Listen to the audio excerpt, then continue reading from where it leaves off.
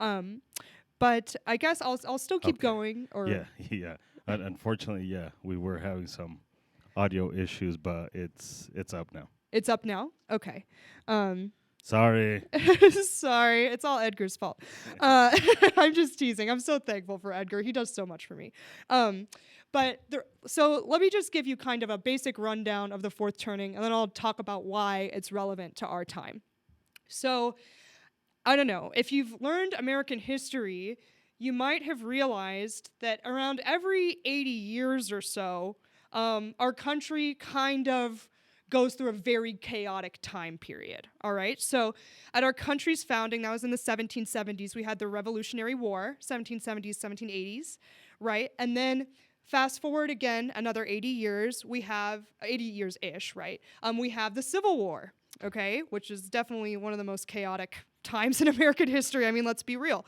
And then you move forward another 80 years. Sorry, this earbud is, my ears are terrible with earbuds. And then in another 80 years, you have the Great Depression and World War II. And then if you fast forward another 80 years, guess where that is? That is where we are today. And so why is that? Why is it the case that we have kind of this secular situation where after about 80 years or so, or after about a lifespan of a human, our country goes through a time period of chaos? And do I have to have this earbud in, or can I take it out? Okay, I'm sorry. I'm gonna keep fiddling with it, and I'll get some earbuds that'll work. For my ears, it's really my ears' fault. It's not the earbuds' fault. And I'm sorry to have so many interruptions in the beginning of this. But in essence, the point of the fourth turning is that just as though we have seasons throughout the year, we have winter, spring, summer, and fall, history also goes through seasons. It's actually not necessarily a linear progression. It's more of a secular progression.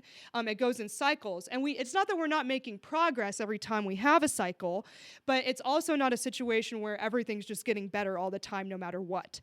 And quite frankly, it sort of makes sense when you think about it that a society might need to clean house a little bit every once in a while to make sure things are groovy. So that's kind of the very basic idea. But let me give you some information about the other seasons before I talk about the actual fourth turning, so that you guys know what I'm talking about. Neil Howe and William Strauss wrote the fourth turning, and they refer to each of these seasons of history as turnings. So the first season is spring, and they refer to this season as the high. Okay, so if you think about most recently, our most recent high was in the 1950s. And you can tell why that period was a high, right? I mean, this is when we had the baby boom, World War II was over, all the troops were home. We were kind of putting all of our troops joined into our economy boomed. It was a time where, family values were kind of glorified, and, it was a time in history that we look back on pretty fondly for the most part. And then after that, what we have is summer, right? And summer is what we call the awakening. And our most recent summer was in the 70s, and 60s, 70s-ish, maybe a little bit into the 80s. But you can tell that was an awakening, right? I mean, this was the time period that we were having the sexual revolution, feminism, second wave feminism was a huge deal. We had the civil rights movement happening. I mean, this was a time frame where as Americans, people were saying, all these norms that we've had in this country so far, are they right? So the awakening is really a time of questioning philosophies, questioning where your society is, and starting to bring new ideas into being. Neil Howe and Strauss defined it as a time marked by passion, spiritual upheaval, and where this civic order comes under attack for new values and a new regime. So that was in the 60s and 70s, and there's a lot of psychedelic drugs in the mix. I mean, yeah, that was summertime. And then obviously we don't have summer forever, so after that comes fall. And fall is referred to as the unraveling. Now, the unraveling, aptly named, is pretty much when society sort of starts, some things start pulling at the seams a little bit. And this was the 90s, right? The fashion of the 90s should be enough to make you think that society was ripping at the seams, in my opinion. But more so than that, think about what happened to the dignity of our presidential elections in the 90s and going forward. Think about what happened to our television shows, right? Like the History Channel went from having documentaries to having, I don't know, practically just reality TV shows on History Channel. And now actual documentaries are in the History Channel's quote-unquote vault, right? Even MTV went from being a station that was all about music to just about, 16 and pregnant, cribs, things that aren't not even closely related to music. So yeah, and we started to kind of, you could see our media starting to fail, right? Like our news media all started to kind of join together and just talk about the same stories all the time. And I've said this on the podcast before, I worked at DC Comics, and even our superheroes in the 90s were not safe from the unraveling. Like you could see that Superman, right, when he was first, created, so to speak, was really kind of a Jesus-like figure during World War II to kind of bring hope, during Depression, World War II era, to kind of bring hope to people. But now, not now, but even back in the 90s, Superman started getting dark, right? Remember Christopher Reeve's Superman? He was bright blue. His little, undies were like bright red. He was a happy, jolly-looking guy. And then you see Superman, his suit gets darker and darker, and he gets darker. And instead of viewing him as like a Christ-like figure, he becomes this, this unstoppable power that is bound for corruption. So this is just an example of, kind of the things that society held dear starting to rip at the seams. And now we're in the fourth turning. We're in the fourth turning right now, and that is the winter. And this is what Neil Howe and William Strauss call the crisis, okay? If you've been awake for the last 10 years, you can tell probably that our country is in crisis. I just did a podcast about how close we are potentially to a hot civil war. We certainly have a cultural civil war going on right now. We have a lot of really troubling things happening, not just in America, but throughout the world. I actually would posit that it's not just because of how much we've globalized. The fourth turning is not really isolated to just America anymore. We're actually having sort of a global fourth turning. So let me talk about what the crisis is, what actually happens through a crisis. It's the winter of history, and it's marked by a crumbling of institutions and societal chaos, okay? So think about what institutions have been crumbling of late, right?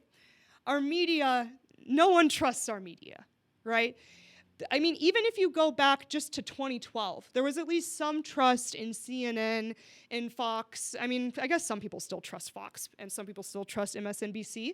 But the vast majority of people have a lot of skepticism about what the mainstream media has to say. So I think that our journalism, as an institution, journalism is getting destroyed right now. It's in the process of crumbling. Similarly, our entertainment industry is in the process of crumbling. How many more times do we have to watch the same movie get remade?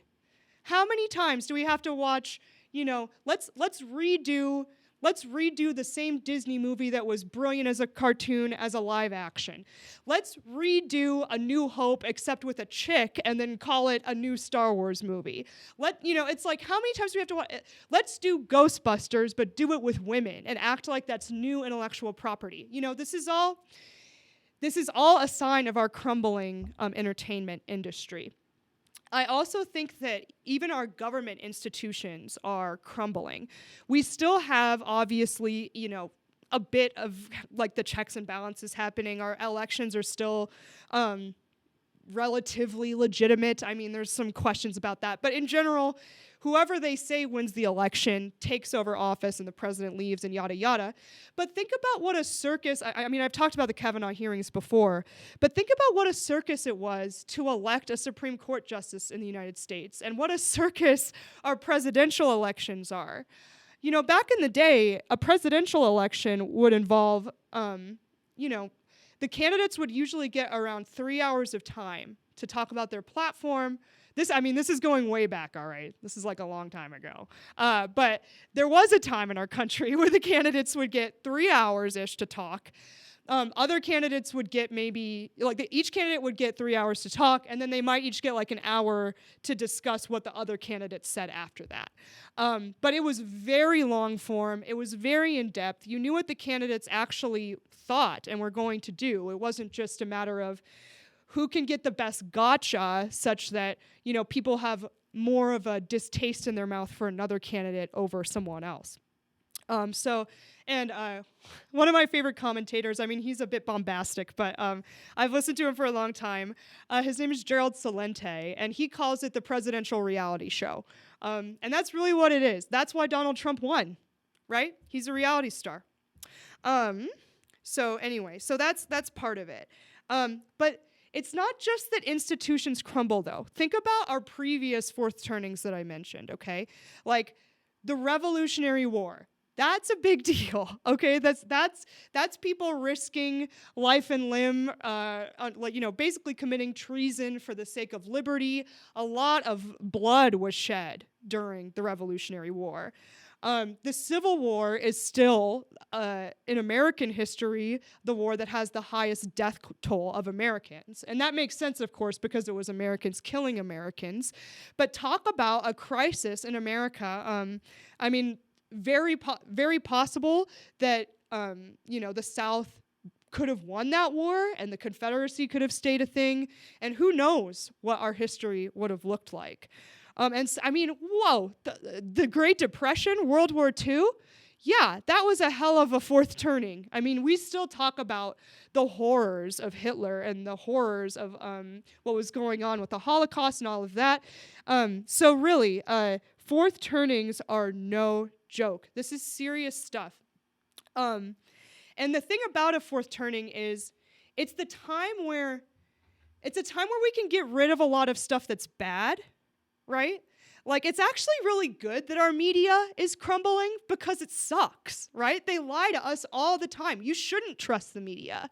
It's all manufactured in some boardroom somewhere, and then they just spew out the news. That's why some late-night comedians used to do a bit where they would show local news from around the country all saying the exact same sentence on the same day.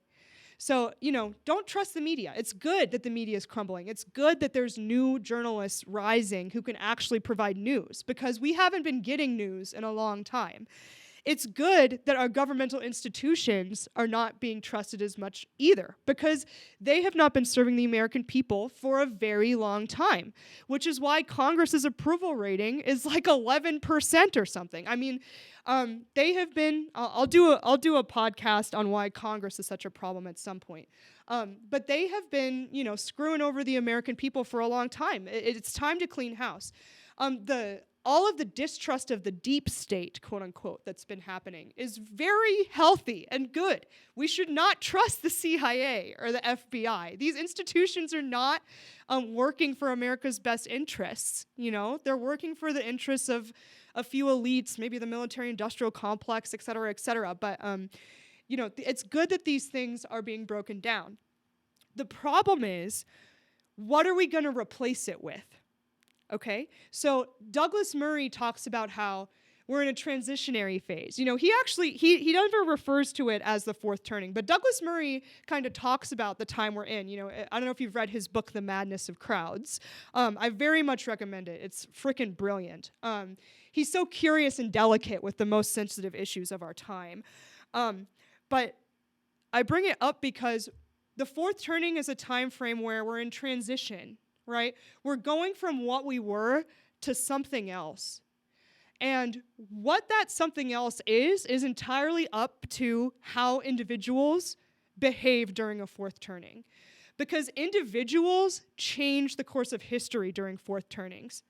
Fourth turnings are such pliable times. Like, if you think about Winston Churchill and how the way he dealt with Hitler, and in essence, he made it so that, sorry, my alarm. In essence, he made it so that America could still utilize Britain as kind of a launching pad to then do D-Day and Normandy and all of that stuff. But by not bending the knee to Hitler, so to speak, even though their military wasn't the strongest at the time, Winston Churchill actually allowed for America to come in and, actually kind of kick some butt, like kick some Nazi butt, right? Not to mention specific decisions Hitler made, like trying to go on the Eastern Front when really he didn't have the military gusto to go up into Russia. Like that, he spread himself really thin. So all of these choices that individuals make are what really guide a fourth turning. Okay? So, and one of the reasons I wanted to talk about it is because I read The Fourth Turning a while ago, all right? And I thought our fourth turning was going to be a combination of an economic collapse, like the dollar crashing in a massive way, maybe with some kind of world war sparked because of oil situations in the Middle East or something like that. I don't know, something in that fashion. I thought that maybe the migrant crisis would have an impact as well. Maybe we would have, especially in Europe, I think that their fourth turning right now, because they're going through a fourth turning too. I mean, look at how many people are protesting and rioting in so many different countries in Europe. It's all over the world, really. But their fourth turning, I think, is more about we've let in millions of people that we haven't even really tried to integrate. What is Europe now? What is Europe now? That's what their fourth turning's about. But I've just been so shocked by how this fourth turning has gone, man. Like I'm one of these people that's like, I'm gonna stack gold, I'm gonna get guns. Like it's gonna be the government that's gonna be coming down hard on us, and that's where our fourth turning's coming from. But our fourth turning is so weird, man. It's freaking weird. Like we're questioning like whether or not segregation was good or bad. Like segregation's back on the table. The whole nature of what a woman is, what a man is, biologically speaking even, is like getting thrown out the window. I mean, we're in a place where things that I thought for sure were not going to be touched are, it's just freaking crazy. Like I have been so shocked that our fourth turning has gone this way. But I actually have a theory about it. I think that the reason why our fourth turning is so based on race and sex and, kind of these cultural issues is because our awakening in the 70s was about race, and in the 60s and 70s, really. The civil rights movement, right? And feminism and all of that was about race and about gender. And so I think that this is one of those times where we had an awakening where we actually made good progress in some ways, right? Like we learned about being colorblind with races and to appreciate an individual instead of, based on their content of their character, not the color of their skin. You want to say something? Do you think that the previous generation did a horrible job at saying that just right there? Like, okay, we're good. Like we've made progress, instead of saying, okay, we made progress, but now let's take it even further. Yeah. Because I don't think I've ever heard the previous generation. They kind of just be like, yeah, we're good. Like it probably can't get any better than where we're at right now. Yeah, well, that's not right now, but back. Right. Yeah, I mean that's part of the problem. It's never enough, is it? Right? It's and it's the same for all of these various groups who are asking for civil rights. Because the thing is, once you win, like a lot of these people's raison d'etre kind of goes away. It's like, if I don't have something to fight for, then what am I doing? And it's not to say that there aren't still things to fight for, because there are, but people talk about it like it's the worst it's ever been. It's the worst for black people in this country that it's ever been. It's the worst for women that it's ever been. And that's just a joke when people say that. That's just, it's just so unreasonable. But it actually is interesting that you specifically mentioned the previous generation because, I give a very Reader's Digest version of The Fourth Turning. The Fourth Turning as a book is like more than 300 pages. But it's really fascinating to learn about how the reason The Fourth Turning comes about is because every generation has its own personality. And the generation before it shapes the personality that the generation after it is going to have, and so on, right? So, and what happens in The Fourth Turning is that a generation ends up having, it's like they talk about how one generation will fight for wealth, and then they'll give it to the next generation, and then that generation will just squander it, right? Like they didn't have to work for it. So the hero generation in The Fourth Turning is like the one that fights and wins the battle and brings society back to a good place. And they look to 2 generations behind, which would be our boomers, for like wisdom, right? It's kind of like Ron Paul, right? We look to, as libertarians anyway, it's like, ooh, here's a boomer figure who's like, it's like a wizard archetype, right? Do you think that, because you were talking about like 80 years and generations and stuff, like obviously boomers were not quite 80 years ago, but I mean close enough. Right. But this idea or this theory, and it might be true, that everything cycles through a lot quicker. They're talking about like now there's a lot of cycles that are, it's cycling every 7 years instead of the 20, 30 years that it used to take. So right, it's escalating. Yeah, so it's harder for us to adjust to such a quick turnaround. Yeah, I mean that's true, and it is possible that that The Fourth Turning could have actually come on sooner. Like the William Strauss, I think, passed away unfortunately, but Neil Howe is still alive and has been like I try to look him up on YouTube pretty frequently because he comments on how The Fourth Turning's going, right? So he'll talk about it.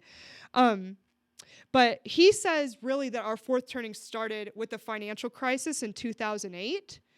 But I kind of think it might have started with 9/11 because I felt a big cultural shift then. He says that there was a bigger shift in 2008 though, that really like we went into the culture kind of was somewhat happy and we all went into almost like a sulking state like after that. But maybe the timeline is speeding up a little bit just because of technology and how fast stuff changes and because of globalization. So we might be further along in The Fourth Turning than I think. In theory, The Fourth Turning, which should last like 20 to 25 years, if it started in 2008, we're in 2019. It's like we're like barely halfway through, man. We're not even close to the climax yet. So it's gonna get worse. Oh yeah, it's gonna get way worse before it gets better. We're like the peak, right? Like for example, the peak of World War II was that climax, right? And that. There's only like a couple years of The Fourth Turning after that. That was like maybe 18, 20 years in. So it's going to get a lot worse before it gets better. But yeah, I mean, it's just really interesting stuff. My audience, if you guys have any thoughts on this or, I part of the reason why I like it is because it gives a little context for how crazy our world is right now. Because, I call this podcast Down the Rabbit Hole because of how insane I think our culture is. And it helps me kind of understand why we're in the times we're in. And it helps me feel better about that we can actually get out of this. It's not a permanent thing. Even though it's going to get worse before it gets better, if enough good people actually do the right thing during the Fourth Turning, then we can come out as actually a better country than before. Like Fourth Turnings can actually just be a way to cleanse a culture of all of the stuff that's bad, right? But it can also be fatal. So, and that's part of the reason why I do this podcast actually is because I know how one person can actually make a difference. Like one person's ideas can change the whole course of a Fourth Turning. So, I mean, I probably won't be the person that does that. But if the more people that we can get on board pushing our needle in the direction of liberty and, color blindness, all of that, because I mean, how long did it take us to lose Martin Luther King's lessons? Like 50 years, 5 decades, and it's like we already are like just throwing Martin Luther King in the trash. Like, come on, it's crazy. So as many people as we can, we need pushing our country in the right direction during the fourth turning. Because it's a time of chaos. And Jordan Peterson said something interesting too about the time we're living in, which is that like Pepe, right? That Pepe is symbolic of chaos. Like the frog in and of itself is a symbol of chaos. And it only started really becoming all of this, like all this frog imagery came up, right, during the 2016 election. And it's because we're in fog right now. We don't know what's going to be on the other side of this. None of us do. So anyway, that's my spiel on the fourth turning. I'll talk about it more. I just wanted to give you guys a preface because I think it's a really important book. And I think as we go through the fourth turning, it's just really helpful to go back and reference it because the fourth turning's crazy. Like some days I wake up and I'm like, I don't know, maybe he's just wrong and maybe we're just screwed and our society's just lost its mind. But it helps me have confidence that we'll get to a better place. So I'm just going to check the live chat before I move on to property of mind. Let's see. Oh, Brett. Hi, Brett. By the way, thank you so much, Brett, for becoming my first patron. Yay! So I want to shout you out for that. Thank you so much. I appreciate your support. I failed on the applause. I should have had the sound effect for you. Yeah. Yeah, I mean, this is a podcast. We're supposed to have silly sound effects, right? I know. But Brett says, what? 90s fashion? I still wear things like crisscross. I don't remember what crisscross is. The rap group? The two dudes? Crisscross? I don't know what you're talking about, Edgar. Oh, snap. But when I'm talking 90s fashion, I'm talking like Jinkos. You know what I'm talking about? Yeah, Jinkos, but crisscross wearing your pants backwards? Yeah, that's stupid. I forgot about that. I just forgot the name of that band. Probably on purpose. Oh, man. Yeah, no, yeah. Oh, it was terrible. I just think about like Fresh Prince of Bel-Air, like Will Smith. We're going to have to take your black card away. A lot of people have taken it away already. It's been gone for a long time. Too late. But yeah, I mean, I just think about even like Outkast in the 90s. Like they were wearing some crazy stuff in those music videos, man. Anyway, so that's crazy. Let's see. Journalism is dead, music is dead, movie and TV are next. Yeah. I think movies kind of are already dead, other than ones that aren't made by big powerhouse. Like, if you go see a movie that you actually didn't hear that much about, it might actually be pretty good. but if you go see just a big blockbuster, I think that for the most part they're done. You know, it's like I actually love superheroes, but I mean, I do think the culture is getting a little exhausted of the superhero, just the plot line. Like it's just kind of the same plot line every time, just with like a different person.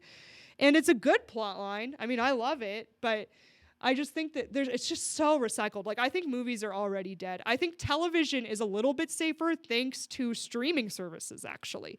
It's not because of cable. It's because like Netflix originals, Amazon Prime originals, all of that, they actually make some decent television on those streaming services. So I think that's really where TV is still thriving, or that's why TV can actually still thrive, like mostly because of Netflix. Well, and a lot of it is, in my opinion anyways, Netflix, although it has to worry about a bottom line, it doesn't have to worry about it like a movie does, like Star Wars. Mm-hmm. And I think a lot of it is so they can afford to make a program that veers off of the typical plot. Because I've seen shows, and I hate to admit this, but one of my favorite shows is How I Met Your Mother. Oh, God. So the ending kind of sucked as we know it, because it doesn't follow the typical ending. So it wasn't the happily ever after type of stuff. Yeah. It was a complete curveball. Mm-hmm. So you have big movies, they make a bad ending, well, quote unquote bad ending. It's a good ending, but it's not what people expected. Yeah. And then people are like, the ending sucked. It was like, no, it really didn't suck. It's just not what you wanted it to be. Right, right. That's true. And I do think that everyone thinks they can write a movie better than someone else, right? So I wonder if it's just the culture who's just and the movie execs kind of just figure it out, like, oh, it just we got to give them what they want because they're all a little slow now. Well, I feel like there's been people don't pay attention to how detrimental it has been to have committees review movies before releasing them. Like they actually might have a lot of scenes get cut from movies because like maybe the audience won't like that. That might offend people, or like China won't like that, or I don't know, something along those lines. But really, I mean, it was much. The thing is now when they make movies, they want to guarantee that they're going to make their money back and then some, which is why they keep making the same content over and over, because there's guaranteed viewership. But what was so great about film was that, you know, people were really creative and would throw something out there just super unique, you know, and see how it did. It wasn't so much of oh, what does the audience want? It was more actually just artists making art. And I don't think that the film industry cares that much about making art. But when they do, it turns out well. Like Brett said in the chat, sorry, I thought he said Joker was awesome, but he actually said Jinkos were awesome, and so now I'm pissed off. But I was just gonna say that I do think Joker in particular was a great example of a piece of artwork. No spoilers.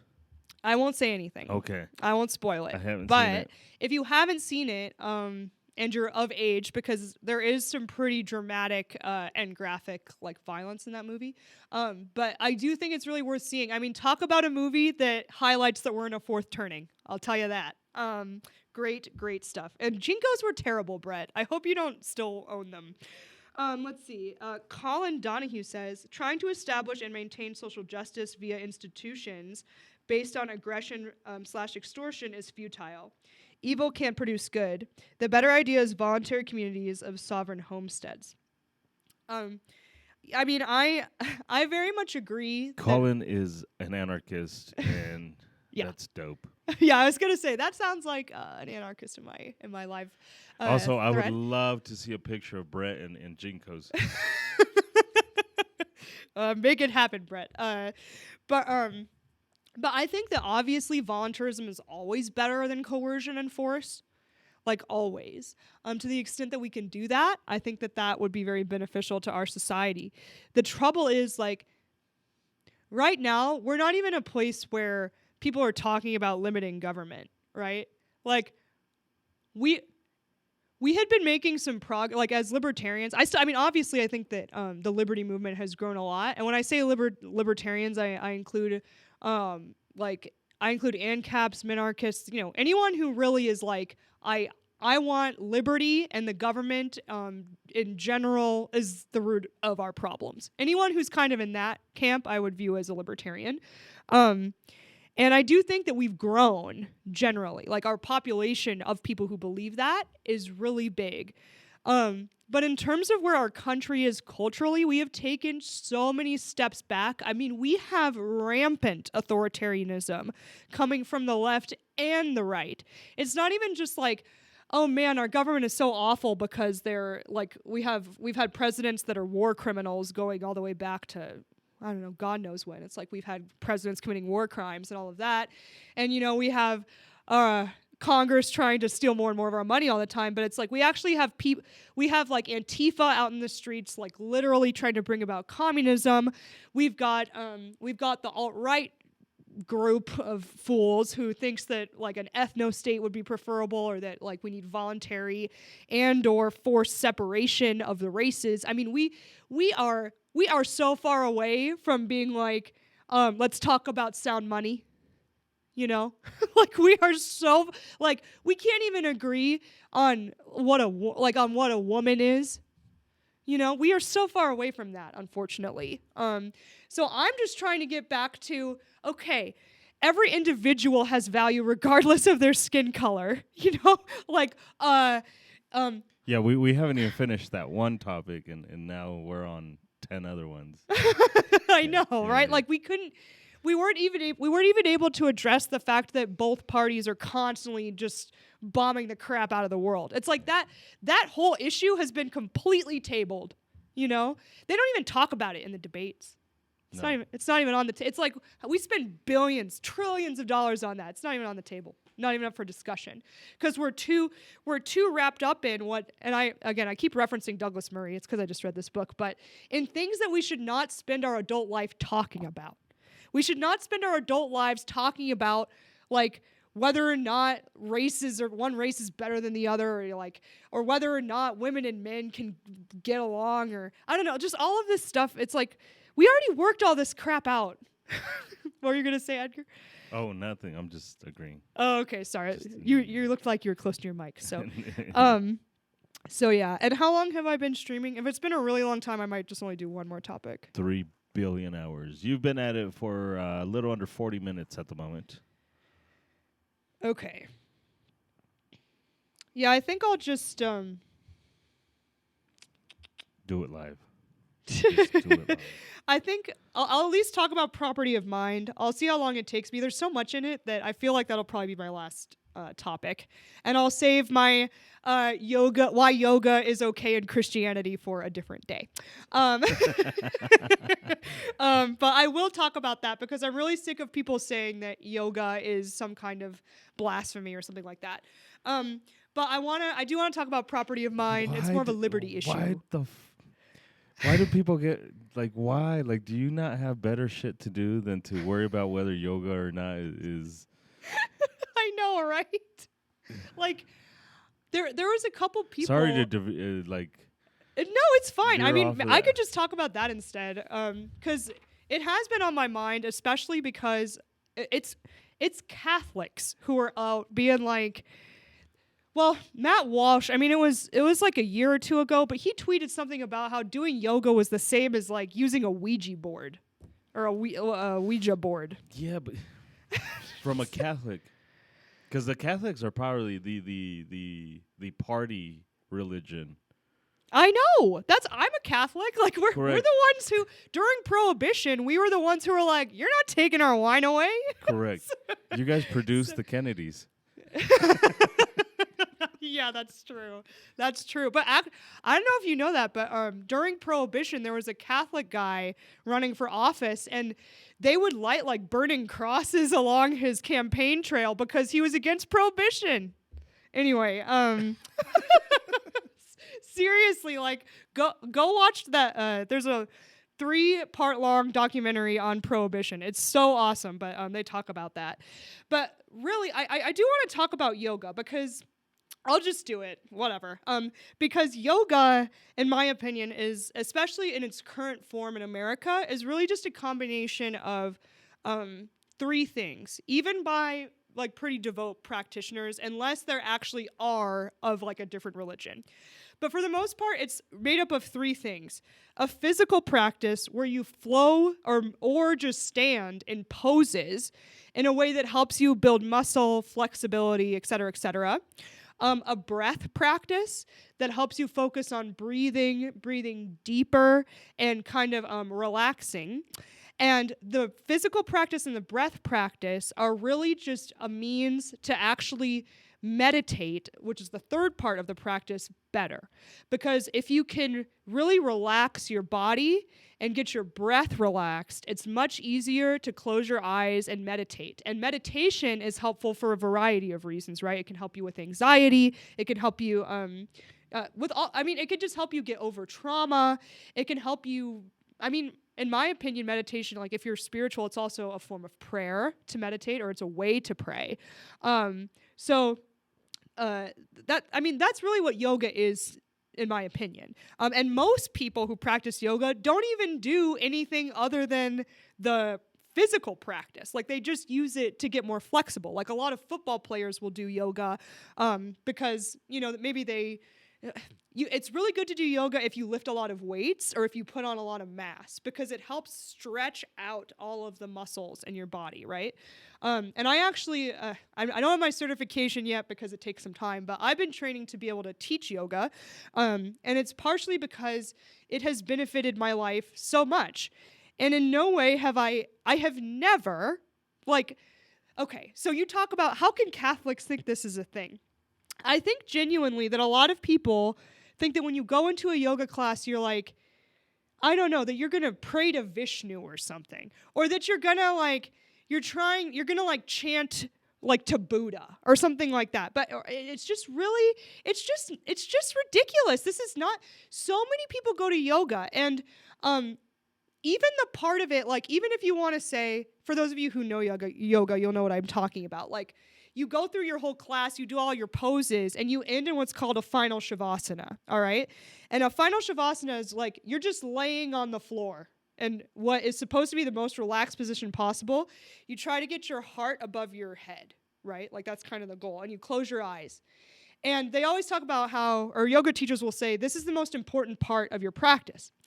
And it is, because all of that work that you just did in your body, you're giving it a chance for that all to actually sink in, right? Your muscles get to actually indulge, so to speak, in the experience they just went through. It's like they talk about how after you do a workout, you should always do a cool down. And yoga classes are, kind of shaped that way. You work up to a peak posture, and then you cool down, and then you do your final shavasana, which I always meditate in my final shavasana. But to be honest, and Edgar's gonna make so much fun of me for this, but when I meditate, I'm a visualizer in terms of meditation, but I will literally visualize Jesus, and then I'm like talking to him. Like, that's what I meditate on. I meditate on Christ. And then if I do a mantra, it might be a Bible verse, or it might just be something like, I can make it through today. It might be something basic like that. But it might be like, the Holy Spirit always walks before me. The Holy Spirit always walks before me. So the idea that somehow I'm like being tricked into being a Hindu, it's just so offensive to me. I think that if you are that weak in your faith, where if you go and like work out and meditate for a second, you're going to get tricked out of it. I mean, you are just so weak in your faith. I mean, have a little bit more belief in yourself and in your convictions that like you trust in Christ and are not going to just get hoodwinked because you did a workout that helps you get into a state of meditation, right? And for thousands of years, yoga didn't even have the aspect of it that was doing the poses. The poses are actually called asanas. Most yoga is actually just breathing and meditating. That's what all those monks were doing. They went out into the woods or up into the mountains or something and just sat there and just ommed and meditated and breathed for days or like weeks. And that's what yoga was forever. So really, yoga is just a means to help you meditate. And I brought several quotes from the book of Psalms to show that meditation is something that Christians do. Because apparently people think I really think that the whole idea of meditating or chanting is what freaks people out. They think that that's like an Eastern ritual. But I mean, the Catholic Church has something called a chant mass, all right? Chanting is something that Catholics have done.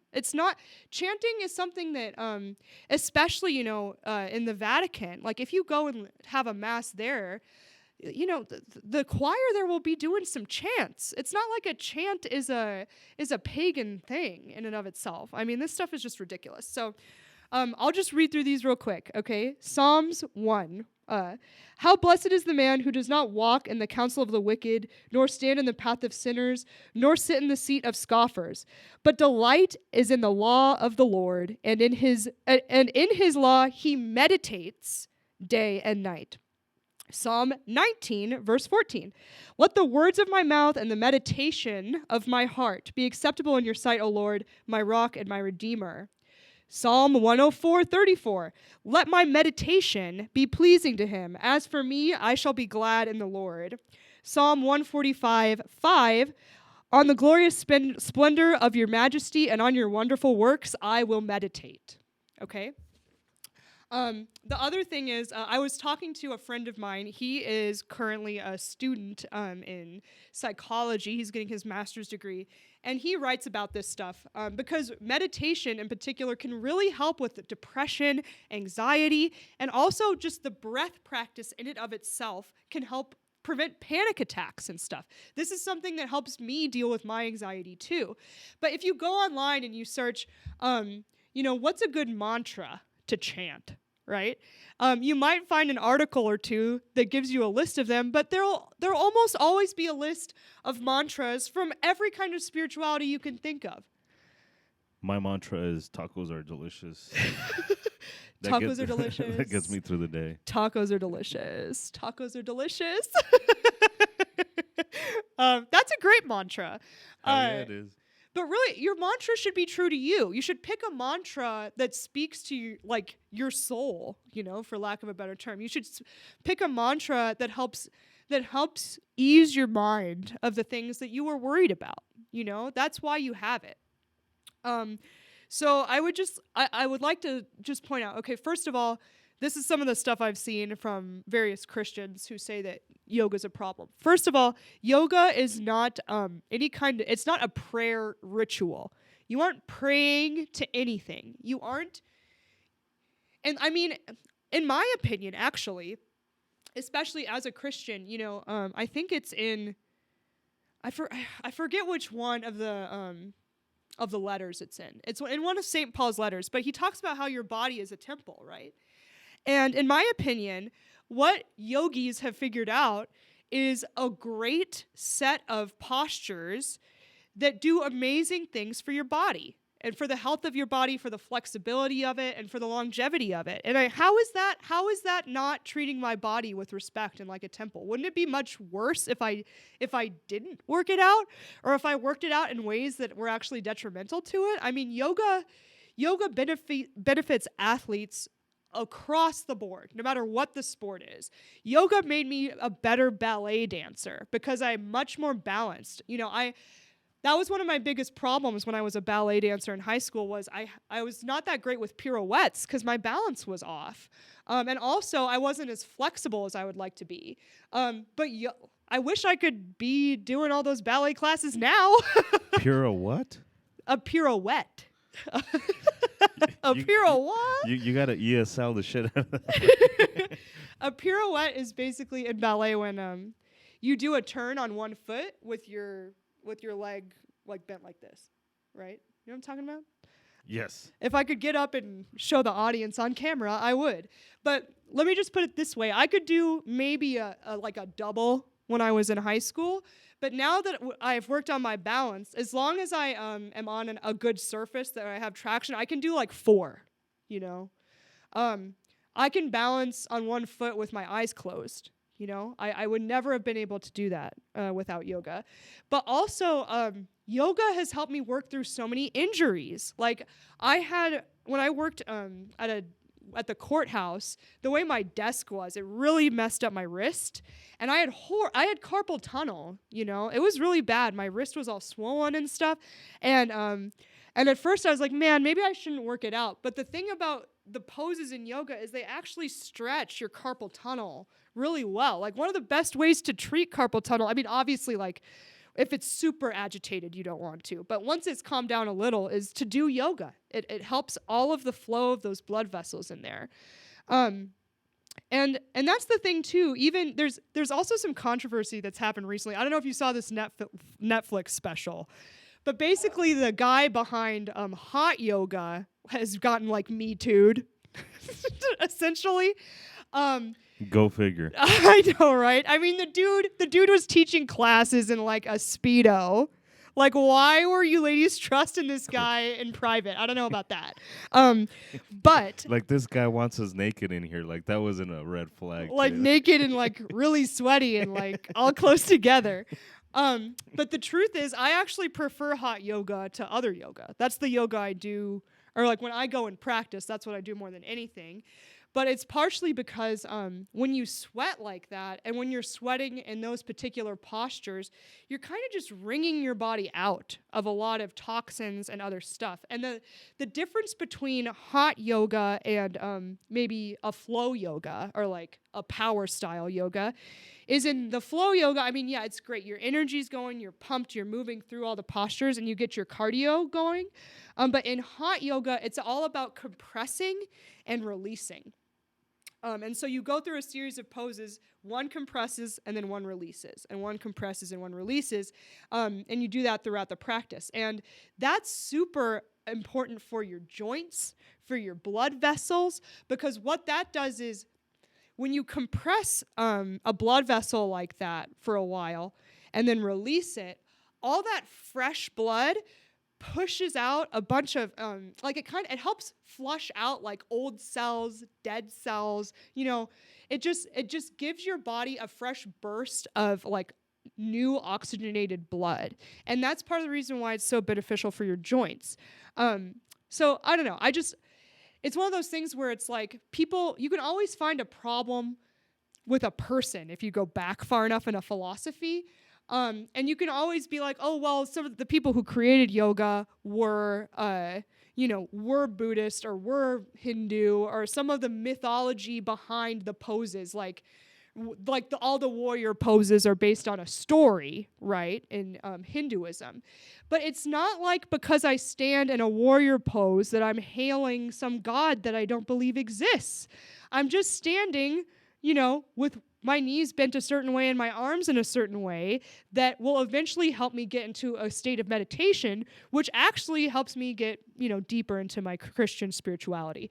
So, and also my yoga has helped me, I've had problems with gaining weight before and other stuff like that, but yoga helps you build muscle in a way that like looks good on your body. And so I just cannot endorse yoga enough as like a physical practice and as a meditation practice. Now obviously I don't believe Hinduism at all. I mean, they have so many gods that they can't even count how many gods they have. Like, what? I don't know. I don't understand people who can still practice it as like their religion. You know what I mean? And similar with Buddhism. But I mean, that's because I'm a Catholic. I've always been a Catholic. Like I can't really wrap my head around their religion. But yoga's not a religion. And just because a certain practitioner just because people of a specific religion developed it doesn't mean that is that participating in yoga means you're participating in that religion. That would be like saying, any kind of workout developed by a Christian. And any type of wine. Yeah. Any wine is bad for any other religion except Christians. Yeah, right? Right. Like because we use wine, and obviously as Catholics, we believe that it actually becomes like the blood of Jesus Christ, which is like a whole other thing. But because we use wine in our ritual, if you use wine, for any reason, then you're recreating a Christian ritual. How drunk was Jesus all the time if his blood was wine? I love that joke. I've heard it many times. No, it's true. I mean, and that's I don't know if it was on this podcast or on Trigger Warning that I talked about how Jesus' first miracle was making booze. He was like, oh, is this party not going to keep going? Tax-free booze. Tax-free booze. And it was the best, too. Like, he made, like, high quality, So, yeah, and I don't know if you've seen, there's a Simpsons episode. It's like you said, we're the party Christians, right? There's a Simpsons episode where Marge goes to heaven, and she's like, wait, like, where's Homer and stuff? And they're like, oh, you're in Protestant heaven. And everyone's, like, playing tennis and, like, drinking tea. And then she's like, well, where's Homer? Where's everyone else? And they're like, oh, they're in Catholic heaven. And then you look over there, and it's like all the Mexicans, all the Italians, all the Irish are just wasted and, like, partying with Jesus. And Jesus is on a trampoline just, but yeah, I mean, it's like, I'd rather be in Catholic heaven, personally. So that's just me. But yeah, let me just check the live chat. There's a few things said. That was the last meditate part of yoga. I'm attending your classes. Oh, that was the best part of yoga. I'm attending your classes. Yeah, this from Letitia. Oh, yeah, that's your daughter, I think. Yeah, No, you no, should no. definitely come to my That'd be classes. weird. That's my wife. Oh, that's your wife? Oh, I'm so That'd be sorry, weird. Letitia. I'm so sorry. Now I'm a terrible person. Um, Bikram yoga, dude was weird as fuck. Yeah, that's what Brett says. And I'm so sorry, Letitia. I'm a terrible person. But yeah, you should definitely come take my class. I actually, once I get my certification, I probably will, like, I don't know, Edgar and I will be working out a situation where I'll be able to teach some classes kind of through Guns for Everyone so that his staff and other people who want some yoga classes can benefit from it. But that's a ways out, so don't get too excited about that yet. And I'm sorry, Letitia, especially because I just saw you like so recently. That's so messed up of me. But yeah, so that how long have I been streaming? Am I at an hour? You're 4 minutes shy of an hour. Okay, well, I'll probably save Property of Mine for another day because to be quite honest, I have to move on Thursday and I am so sleep deprived and you can like I managed to, I don't know, I forgot to even put my wedding ring back on like after I got out of the shower. Like my apartment is such a mess. Like I am just a wreck tonight.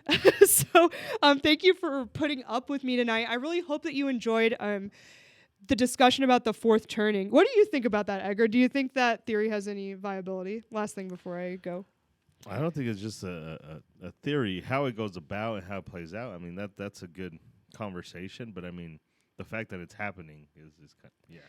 Yeah, I mean, I think some people I've talked to were resistant to it just because I don't know, the idea that we're on kind of like some set cycle like that. I think a lot of people don't want to think that history could be repetitive in that way, I guess, or that we're just going to end up going through the same things over and over again. But it's just, especially maybe another day I'll talk about how the generations affect each other, because when you really think about how the baby boomers coddled the millennials, right? Like they were kind of, that has an impact on how we were raised. Whereas Gen X, they were kind of raised more by the silent generation, which was before the boomers.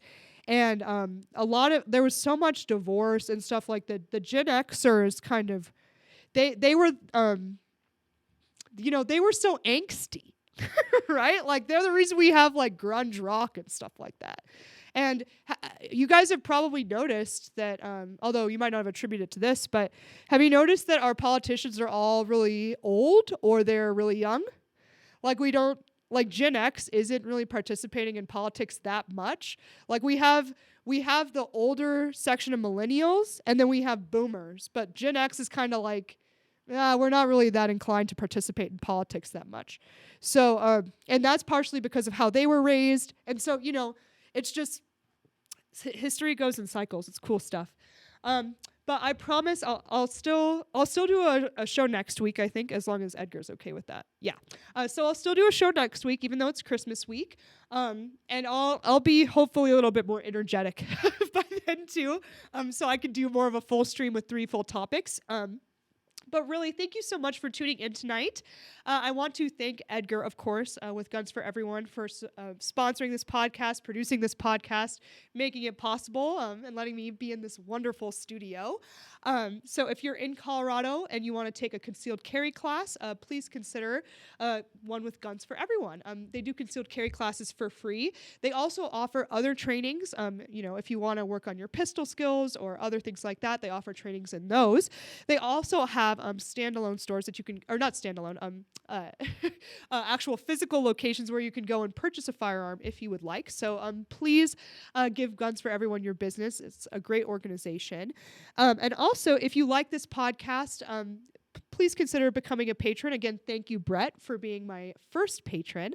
If you go to patreon.com/Nina Down the Rabbit Hole, that's where you can become a patron if you want to support my show and let me or facilitate me getting more bells and whistles for my podcast.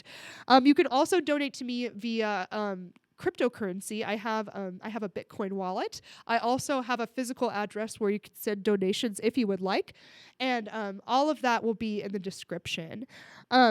But most importantly, if you like this podcast, if you like the content that I'm talking about on here, please consider sharing this on social media or with people that you know.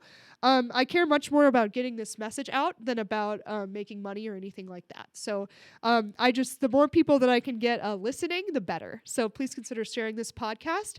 And I hope you all have a great rest of your week. Live free, everyone. Bye.